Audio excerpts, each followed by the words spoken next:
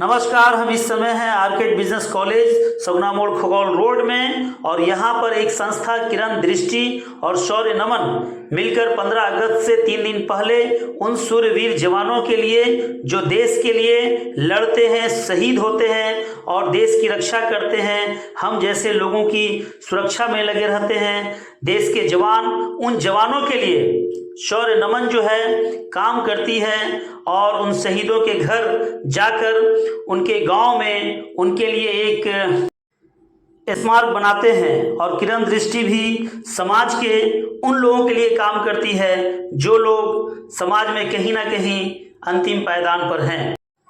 शौर्य नमन मध्य प्रदेश के इंदौर से है और किरण दृष्टि बिहार के पटना से है। ये दोनों मिलकर अब शहीद जवानों के लिए स्मारक बिहार में भी बनाएगी।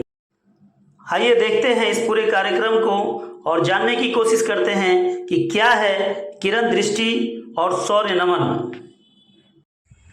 निर्भय रीना जिसे निवेदन के मुझे आज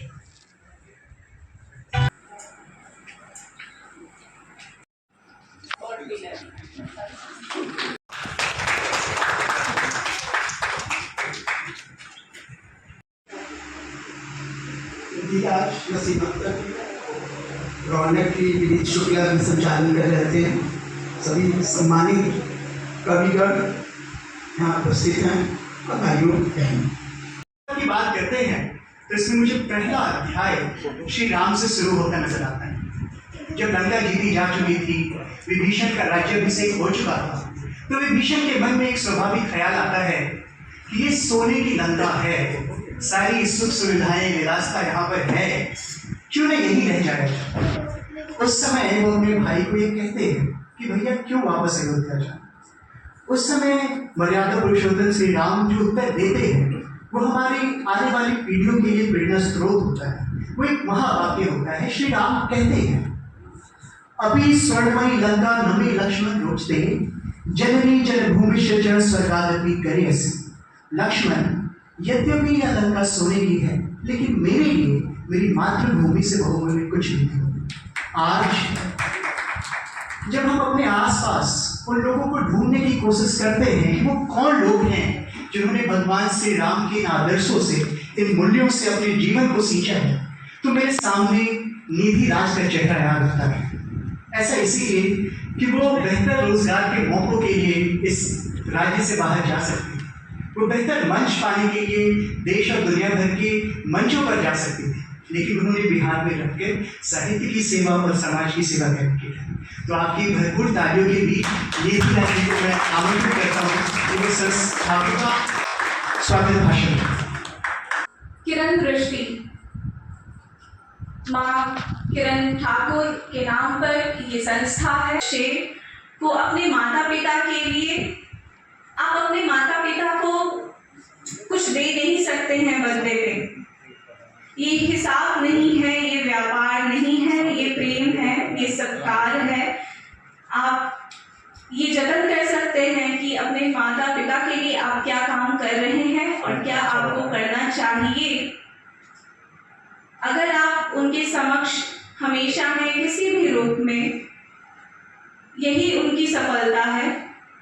तो हर बच्चे को अपने देश में, अपने राज्य में रहकर, ये मेरी निजी मैं कहूँगी कि ये विचार है कि अपने माता पिता के साथ में ही रहकर उनके छत्र छाया में एक उज्जवल भविष्य की रचना करनी चाहिए।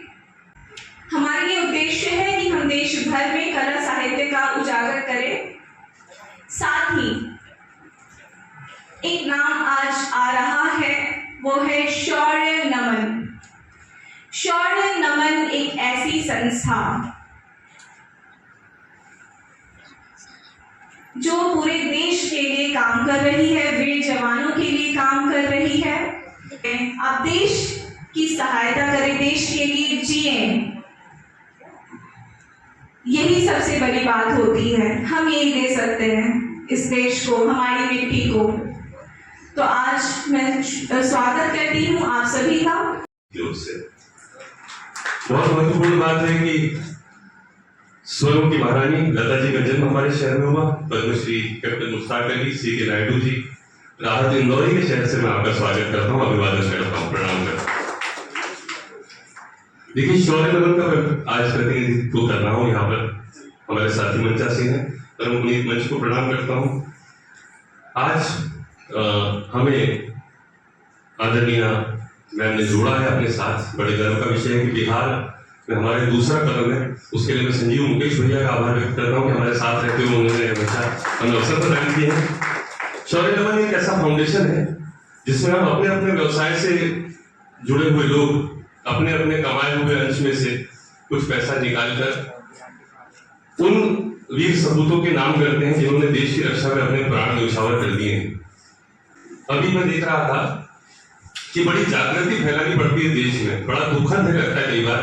उस स्पीकर की आवाज शायद हमसे कम होनी थी राष्ट्रगान के वक्त पे, लेकिन हम लोग ये सोच के बैठ जाते हैं कि वो गा तो नहीं देवी, हमें क्या करना है। डीजे और बारातों में हम लोग बहुत देर नाच सकते हैं, लेकिन 52 सेकंड के सीधे खड़े नहीं हुआ जाता और आवाजें नहीं निकलती हमारी, जबकि सबसे तेज आवाज उसी वक्त निकलना चाहिए, उन्हीं 52 सेकंडों में हमारी। ये कहीं हमारा उद्देश्य है कि ऐसी भावनाएं पूरे देश तक पहुंचाई जाए। मैं आपको बताना चाहूंगा कि हम ऐसे घरों तक गए हैं जहां पहुंचने के लिए रास्ता नहीं है। गाड़ियां बड़ी दूर खड़ी करके 3 किलोमीटर दल लांग के जब किसी 22 साल के लड़के के घर पे हम जाते हैं, उसके माता पिता से पता करते हैं कि इसे क्या हुआ था, तो बताते हैं कि इस लड़के ने सामने आकर 2 आतंकवादियों की गाड़ी को रोका। उन आतंकवादियों ने फायर खोले, उस लड़के की छाती पर गोलियां दागी और उसने गिरने के बाद भी 3 आतंकवादियों को मार दिया। ऐसा संदीप यादव के घर जब हम जाते हैं, पहले काम में शहीद हुए थे, तो हमें लगता है कि शायद हम कुछ ठीक काम कर रहे हैं। और जब उसी सैनिक के गांव में, उसकी पैतृक गांव में हम उसका स्मारक का निर्माण करते हैं, हम जैसे मेरे जैसे मैं तो खैर बड़ा हूँ, विनय जैसे लोग, रोहित चतुर्वेदी जैसे, शिवम जैसे यंग लोग जब अपने कामों में से समय निकालकर ऐसे शहीदों के गांव में जाकर आज तक 18 शहीदों के स्मारकों का निर्माण करवा चुके हैं, तो हम समझते हैं कि शायद हम राष्ट्र की सेवा में कोई ठीक काम कर रहे हैं। जो कभी बढ़ते नहीं वो शहीद होते हैं। इतिहास हमारे वीर सेनानियों की गाथाओं से पटा पड़ा है, लेकिन फिर भी हजारों गुमनाम शहीदों की आज तक कहीं लिखा नहीं गया उनके बारे में, कहीं उनको दर्ज नहीं किया गया, उनका दस्तावेजीकरण नहीं हुआ, याद नहीं किसी को उनकी कुर्बानी देश पर लुटा दी जिन्होंने जिंदगानी। हम लोग मध्य प्रदेश इंदौर से आए हैं। शौर्य नमन संस्था का मैं संस्थापक हूँ और शौर्य नमन जो है वो हमारे देश के जो वीर जवान जो शहीद हो चुके हैं उनके परिवार के लिए काम करती है। एक ऐसी संस्था है जो हमारे शहीद बलिदानी है, अमर बलिदानी, उनके स्मारकों का निर्माण करती है। उनके परिवार के स्वास्थ्य से संबंधित जो सेवाएं हम उन्हें प्रदान करते हैं। इसके साथ ही जो ऐसे कुछ स्मारक हैं जो पहले से बने हुए हैं और अभी तक उनको कोई देख नहीं रहा है, तो उसमें संरक्षक का काम भी करती है। इंदौर शहर के अलावा जी, और किन किन शहरों में आप काम किए हैं पूरे भारत में? पूरे भारत में हम लोग इंदौर शहर के अलावा पटना, यूपी में लखनऊ, कानपुर, इसके अलावा महाराष्ट्र जो है वो अपकमिंग हमारा भी है। पटना शुरुआत हो रही है या पहले से काम कर रहे हैं? पहले हम लोग लखनऊ में काम कर चुके हैं। पटना अभी शुरुआत है या पहले से? पटना जो है वो अभी निधि जी जो है वो सेतु का काम किए हैं और पटना में ये जो है ये पहला हम लोगों का प्रोग्राम है। जी बिल्कुल। और अब जो है हम लोग यहाँ पर निधि जी के साथ में जो यहाँ पर जितने बनाने का। जी बिल्कुल। यदि हम लोग अभी कोशिश में है कि हमको जितने ज़्यादा शहीद परिवारों के बारे में हमें पता लगता है, हम उनके पास पहुँचकर और उनसे जानकारी लेकर के यहाँ पर जितने शहीद जो परिवार हैं, उनके जितने भी बेटे हैं, उनका स्मारक जो है वो हम अब निर्माण कराना स्टार्ट करवाएंगे। नाम बताइए सर। विनय दीक्षित, संस्था शौर्य नमन से। नमस्कार। आज के कार्यक्रम के बारे में मैं यही बताना चाहती हूँ कि हमारे देश के जितने भी वीर जवान हैं, सेनानी हैं, उनके लिए हम ये कार्यक्रम कर रहे हैं और ये आज बहुत ही महत्वपूर्ण है हमारे लिए, इसलिए भी क्योंकि हम शौर्य नमन संस्था के साथ संयुक्त तत्वाधान में ये कार्यक्रम का आयोजन किए हैं। हमारी संस्था है किरण दृष्टि और शौर्य नमन साथ में मिलकर शौर्य गान का कवि सम्मेलन का आयोजन किए हैं। कहाँ की है? शौर्य नमन संस्था इंदौर की है, एमपी की। इंदौर और बिहार को आपने जोड़ दिया है। जी हाँ, हमने इंदौर और बिहार को जोड़ दिया है और हमारा प्रयास यही है कि हम बाकी भी राज्यों को जोड़ेंगे। और ये देश तो है ही एक, ये देश में जितने भी राज्य हैं वो सब एक हैं। दृष्टि का काम क्या है?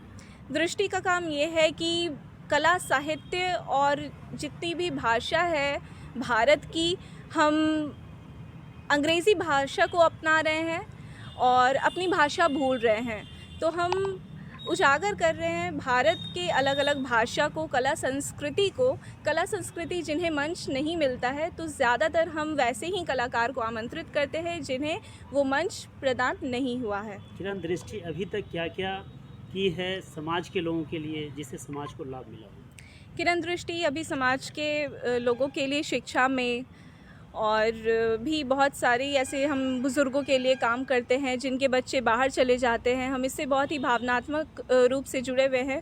जिनके बच्चे वो कहते तो हैं कि हमारे बच्चे लंदन में हैं, कनाडा में हैं, हमने ये बनाया वो बनाया, पर कहीं ना कहीं वो 70 और 80 के उम्र में जब आते हैं और जब ये बात कहते हैं तो और लोगों को लगता है कि ये बहुत प्राउड है और ऐसी बात कह रहे, लेकिन उनके अंदर हमने वो कमी देखी, उनके अंदर हम भावनात्मक रूप से जुड़े और उनकी आत्मा को पढ़ा है हमने कि वो किस तरह से अकेले हो जाते हैं। तो हम उनके पास जाते हैं, उनके साथ बैठते हैं, उनको जिस चीज़ की ज़रूरत है उसे पूरा करते हैं। साथ ही में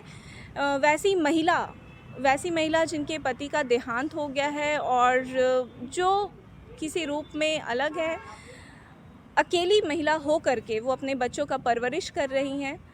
तो हमारा देश ऐसा है, हमारा देश बहुत महान है कि यहाँ ऐसे महान लोग हैं, पुरुष हैं, महिला हैं, कलाकार हैं। तो हमारा काम है इसे ज़िंदा रखना।